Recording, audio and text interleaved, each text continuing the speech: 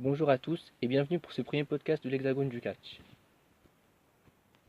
Ces podcasts traiteront chaque semaine des sujets brûlants du catch actuellement, des 5 sujets les plus brûlants du catch.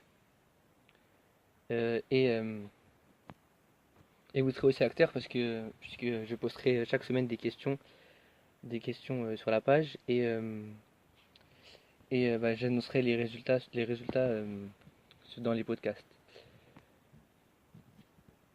Bien entendu, les questions porteront sur les sujets abordés durant les podcasts. Donc cette semaine, j'ai décidé de parler de. Donc les 5 sujets que je vais traiter sont du coup l'amitié Sacha Bailey, qui doit tourner heel parmi les deux. John Cena, est-ce une bonne chose de l'avoir ajouté au match, au main event de Fastlane? Le début de Ronda Rousey était-il irréprochable ou au contraire était-ce une catastrophe? Asuka doit-elle affronter la championne de Raw ou SmackDown? Et le dernier sujet portera sur donc Roman Reigns, sa victoire à Elimination Chamber. Est-ce que sa promo de Raw était-elle influencée par Vince McMahon ou était simplement dans le but de construire la rivalité? Alors, en gros, est-ce que les officiels de la WWE se servent du statut de Brock Lesnar de part-timer pour, euh, pour augmenter la popularité de Roman Reigns? Donc le premier sujet porte sur l'amitié Sacha Bailey. Donc je vais vous poser la question laquelle des deux doit tourner heel? Et à la surprise générale, je pensais qu'elle allait avoir une large, un large écart pour Sasha Banks. Je pensais qu'elle allait être largement en tête, alors que non, il y a eu 50-50. Donc la moitié des votants pensent que Bailey doit tourner heel et l'autre moitié pense que ça doit être Sasha.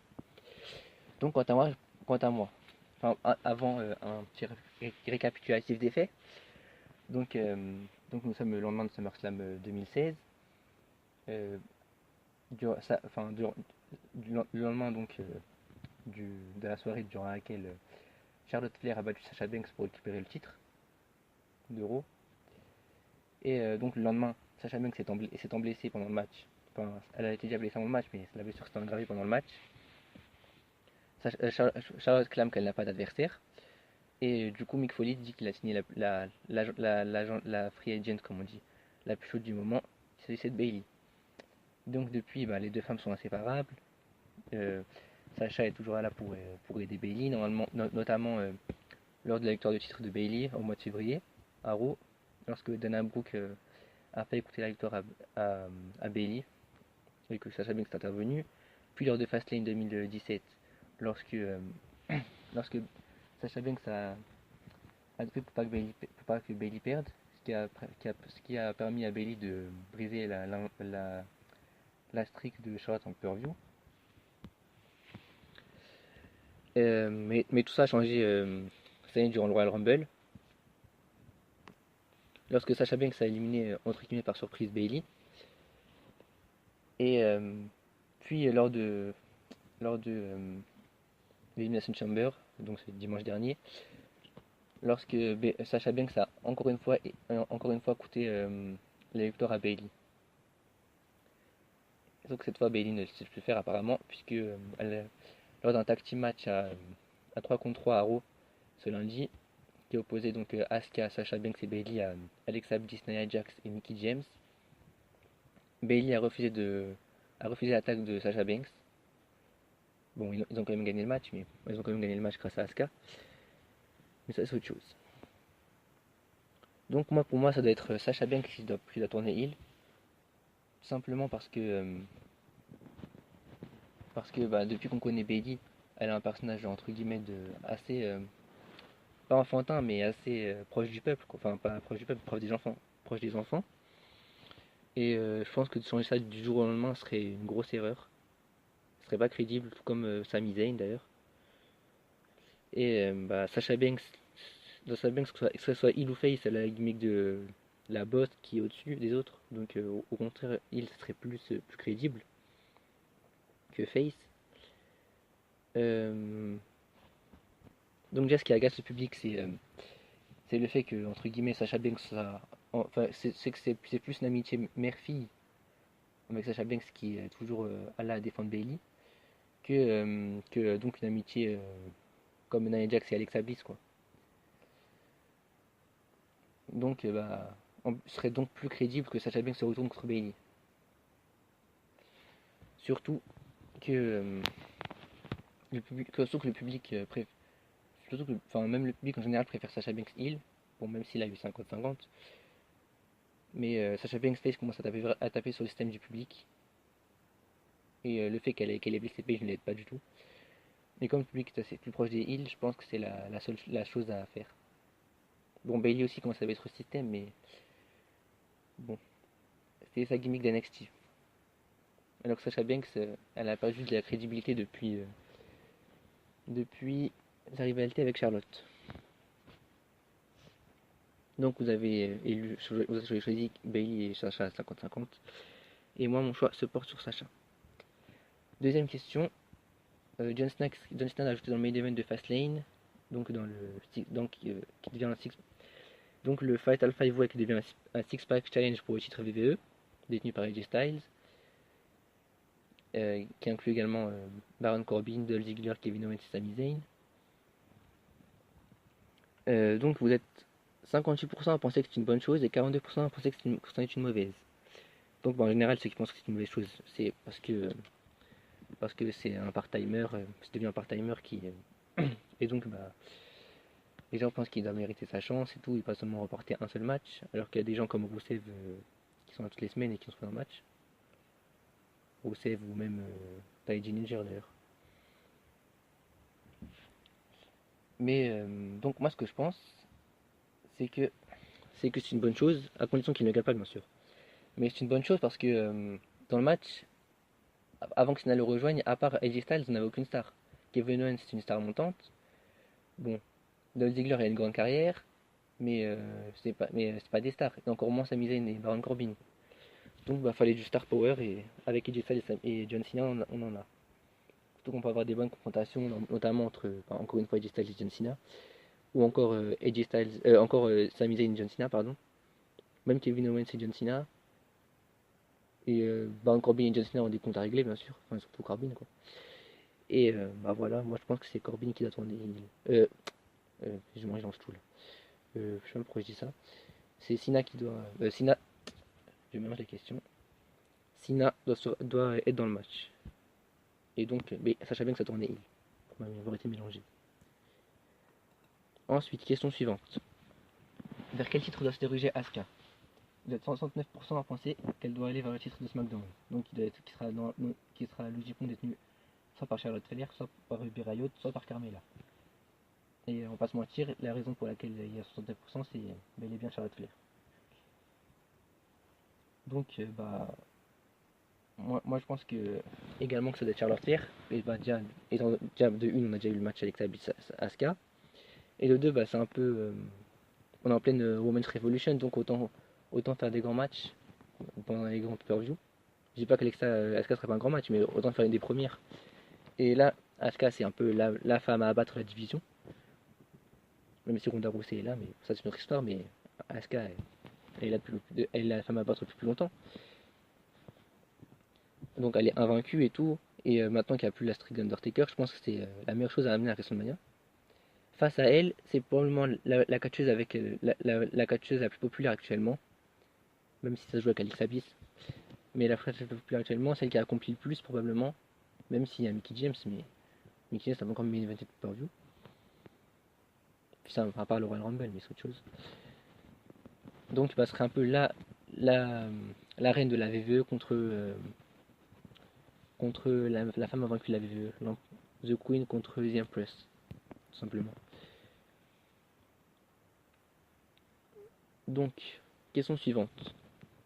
C'est la question où il y a eu le plus de différences de voix. Donc, en gros, je récapitule les faits. Donc, depuis presque maintenant 3 ans, Roman Reigns est poussé. Donc, il est au sommet. Donc bah, beaucoup le blâme pour ça, beaucoup blâme Vince McMahon. Et ça en agace beaucoup, bien sûr. Surtout que ça devrait être son quatrième main event pay-per-view. Du coup, la victoire est de la Sun Chamber qui, qui fait qu'il va encore une fois affronter Brock Lesnar. Agace beaucoup. Bon, même si c'est pas mon cas, mais ça agace beaucoup de personnes. Donc, bah, suite à la victoire de Roman Reigns, la toile s'est acharnée. Et alors que Lesnar avait été annoncé pour le show de Raw, on apprend pendant le show même qu'il n'est pas là. Donc beaucoup pensent que c'est une stratégie de la part de Vince pour augmenter la popularité de Roman Reigns tout simplement, pour qu'il fasse sa promo et que ça augmente sa popularité parce qu'il aurait dit la vérité, etc.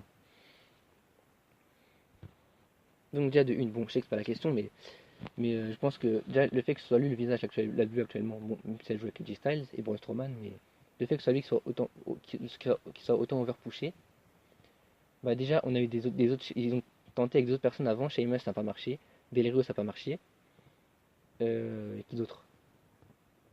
CM Punk bien sûr. Bon, on sait comment ça s'est terminé. Daniel Bryan il s'est blessé. Seth Rollins, bah, il est bien placé pour être le top heel. Donc bah, il était beaucoup plus populaire en heel qu'en face. Donc bah, ils allaient pas essayer tout le roster puis aller à Roman Reigns juste pour faire plaisir aux fans. Surtout que Roman Reigns c'est quelqu'un d'assez résistant, donc il y a moins de chances de blessure, etc. Donc à un moment, au bout d'un moment, fallait faire un choix. Roman Reigns, celui qui a à la fois marché et qui a tenu. Donc pour moi c'est logique. Et donc pour répondre à la question, vous êtes 73% à penser que c'est tout simplement pour construire la rivalité, contre 27% donc qui pensent que c'est une info, que genre, en gros, soit euh, Lesnar devait vraiment être là, mais que Vince en a profité enfin les officiels en ont profité pour augmenter la popularité, enfin ont profité du statut de part-timer de Brock Lesnar pour, euh, pour lui dire de ne pas venir au final quand ils ont vu la réaction des fans et augmenter la popularité de Roman Reigns en lui faisant la fameuse promo qu'il a faite à Raw. En tout cas, si ça avait été ça le plan, ça a bien marché. Et donc d'autres qui pensent que tout simplement comme il n'était vraiment pas là, mais que la WWE en a profité pour augmenter la popularité de Roman Reigns. Donc 27% pensent que ça a été que la WWE a profité de cette situation ou qu'elles ont augmenté la situation. Et 73% pensent que c'était simplement pour construire la rivalité et que c'était simplement une promo véridique, une paille boom presque. Donc moi aussi je pense que c'est simplement pour construire la rivalité. Je vois pas pourquoi si Rollins fait une promo ou Bliss, ou simplement Alexa Bliss fait une promo, forcément on dit que c'était une bonne promo, mais quand c'est Roman Reigns, ça doit forcément quelque chose derrière. Tout comme quand Rollins a battu du record la semaine dernière, tout le monde était content. Si ça avait été Reigns, ça serait pas du tout passé pareil. Et je parle pas en tant que fan de Reigns, mais je donne mon avis. Après, mettez en commentaire votre avis si vous ne pensez pas la même chose. Enfin, la dernière question.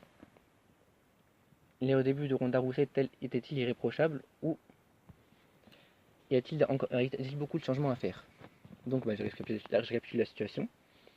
Donc, donc Asuka a remporté le premier Royal Rumble match de l'histoire. Nous sommes encore au Royal Rumble, enfin au pire Royal Rumble. Charlotte Flair, la championne de SmackDown, Alexa Bliss, la championne d'Euro, et Asuka, la gagnante du Royal Rumble, sont sur le ring. Plus faisant une musique qui s'appelle Bad Reputation démarre. Le public est en folie et Ronda Rousey démarre. Elle pointe le logo WrestleMania. Puis le show se termine ainsi. Enfin, elle est partie sérieusement entre temps. Mais... Donc après, la WWE annonce qu'elle signera à Elimination Chamber. Elimination Chamber, elle signe. En gros, avant de signer, elle fait une promo et tout. Sauf que la promo, là, on l'entend à moitié parce que le public est en feu parce que c'est Ronda Rousey. Et déjà, que ce soit au théâtre ou au catch, je suis pas en train de la critiquer du tout, hein, franchement. Je trouve qu'elle s'est pas mal débrouillée pour des premiers débuts, enfin pour des débuts. Surtout de changer de discipline. Et mais, enfin, ce qu'on apprend que ce soit au théâtre ou au catch, c'est que quand le public est en furie, faut le laisser un peu, faut le laisser s'atténuer, puis commencer à courir pour qu'on puisse l'entendre. Et donc faut vraiment donc on s'est dit, je me suis dit peut-être que c'était ses débuts et tout, mais le lendemain en gros c'était la même chose presque. Donc voilà, je pense qu'il faudrait soit faudrait soit qu'on lui fasse travailler son micro parce que c'est pas de sa faute, elle a jamais fait de catch. Enfin si elle en a fait depuis 2 ans, mais je veux dire elle a pas grandi en faisant du catch, donc c'est pas de sa faute. Au contraire déjà qu'elle soit que ce soit pas horrible, c'est déjà bien. Enfin franchement, pour des premiers comme j'ai dit pour des débuts c'est pas mal du tout. Mais il faudrait qu'on lui apprenne parce que comme il a appris le in-ring, il faut qu'on lui apprenne aussi faut un peu à se débrouiller au micro. Et j'ai pas non plus qu'un mauvais micro, hein, j'ai juste que simplement la sonorité de sa voix. Et donc faut aussi bah, c'est pas de sa faute encore une fois là par contre, mais faut aussi travailler la crédibilité parce que en gros ce qui s'est passé, ce que beaucoup de personnes ont compris, dont moi de ce segment, c'est en gros je veux pas de favoritisme, je veux gagner mon match, je veux avoir un match titre en le gagnant. Mais les débuts à WrestleMania, mais les débuts à WrestleMania, ça me va. Bah, c'est pas crédible, je veux dire. C'est soit elle veut tout gagner, soit elle profite. Mais donc, c'est pas à cause d'elle, bien sûr, ça. Mais à la limite s'ils veulent vraiment la faire débuter à WrestleMania, qui n'inclut pas le fameux, le fameux, t'auras pas de match de titre, et après il qui répond, non mais je vais gagner et tout. À la limite, ça aurait pas dû mettre ça dans la promo du tout. Bon, après, encore une fois, c'est que mon avis, mais je trouve que c'est pas logique le fait qu'elle dit que les 10 t'auras un match à WrestleMania, qu'elle dit que en gros elles disent ouais ça me va. Mais et que 2 secondes, enfin même pas une minute après, même pas une minute avant, elle a dit elle veut pas traitement de faveur et elle a répété 2 fois d'ailleurs, elle veut pas traitement de faveur et qu'elle elle veut, euh, elle veut tout gagner comme les autres femmes du roster. Donc pour moi, il y a des changements à faire, même si c'est pas vraiment des grands changements. Je veux dire, elle se débrouille déjà mieux que plusieurs femmes du roster. Que ce soit au micro ou par son personnage. Enfin, même son personnage, j'ai trouvé que c'est un peu. Que ce soit Arrow ou MC Hammer, genre. Limite, c'était badass, mais à moitié. Genre, normalement, la gifle de Stephanie McMahon, elle est restée 1 heure avant de réagir. Stephanie McMahon a eu le temps de descendre du ring et tout. Et Arrow elle s'est limite laissé faire et tout. Donc, ils veulent faire une nouvelle Stone Cold. Stone Cold aurait répondu en 2 secondes. Même sans mots. Donc, s'ils veulent faire une badass, c'est vraiment que ce soit du tac au tac. Après, encore une fois, je suis pas un pro. Mais je pense que c'est vraiment ce qui rendrait crédible à l'écran. Donc voilà, c'est la fin de ce premier podcast. Merci à ceux qui m'ont écouté, à ceux qui m'écoutent, s'il y en a bien sûr. Mais en tout cas, merci. Et n'hésitez pas à donner vos avis sur ce que j'ai dit et sur les sujets abordés en général dans les commentaires. Et donc bah, la semaine prochaine pour le prochain podcast. Et je ne sais pas encore les sujets qu'il y aura. Donc tout dépendra de ce qui se passera la semaine prochaine. En tout cas, je vous annonce juste un sujet, ce sera qui passera sur le Mix Match Challenge et le tournoi Cruiserweight. Donc la première question qui sera posée, elle sera postée mercredi, je pense. Oui, mercredi sur la page. Donc ce sera quel tournoi suivez-vous de plus près, est-ce le tournoi Cruiserweight ou le tournoi Mix Match Challenge. Donc voilà, merci beaucoup et à la semaine prochaine.